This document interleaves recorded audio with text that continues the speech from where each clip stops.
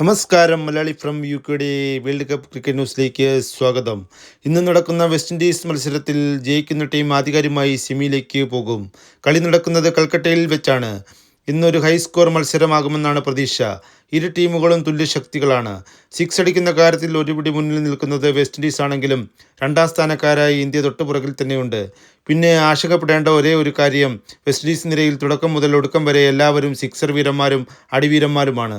പക്ഷേ ഇന്ത്യയിലേക്ക് വന്നാൽ അതല്ല സ്ഥിതിവിശേഷം. അതുകൊണ്ട് തന്നെ വെസ്റ്റ് ഇൻഡീസ് ചില്ലറക്കാരല്ല. ഇന്ന് ഇന്ത്യ വിയർക്കേണ്ടി വരും വെസ്റ്റ് ഇൻഡീസിനെ തോൽപ്പിക്കാൻ. അതേപോലെ തന്നെ സ്ലോ ബോളുകൾ ചെയ്ത് കളി തിരിക്കാൻ പാകത്തിനുള്ള ബോളർമാരും വെസ്റ്റ് ഇൻഡീസിലുണ്ട്. ഇന്ത്യൻ ഓപ്പണർമാർ സൂക്ഷിക്കേണ്ടത് ഹോൾഡറിനെ തന്നെയാണ്. പ്രത്യേകിച്ച് സഞ്ജു സാംസൺ ഹോൾഡറിനെ നേരിടുമ്പോൾ സൂക്ഷിക്കേണ്ടതുണ്ട്. മത്സരത്തിലേക്ക് വന്നാൽ ഇന്ത്യ ഇന്ന് ഇറങ്ങുക സിംബാബ്വെക്കെതിരെ കളിച്ച അതേ പ്ലേയിങ് 11 തന്നെയാകും. വെസ്റ്റ് ഇൻഡീസ് ടീമിൽ മാറ്റങ്ങൾക്ക് സാധ്യതയുണ്ട്.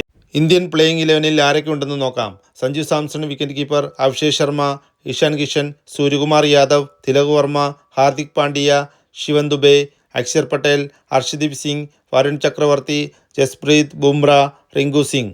വെസ്റ്റ് ഇൻഡീസിലേക്ക് വന്നാൽ Brandon King, Hope wicket keeper, Shimron Hetmyer, Rovman Powell, Roston Chase, Rutherford, Romario Shepherd, Jason Holder, Matthew Forde, Gudakesh Motie, Shamar Joseph. കളി നടക്കുന്ന കൽക്കട്ടയിൽ മഴയ്ക്ക് സാധ്യതയേയില്ല. അതുകൊണ്ട് തന്നെ ഇന്ന് ജയിക്കുന്നവർ സെമിയിലെത്തും. അടുത്ത വീഡിയോയുമായി വീണ്ടും കാണാം. Malayali from U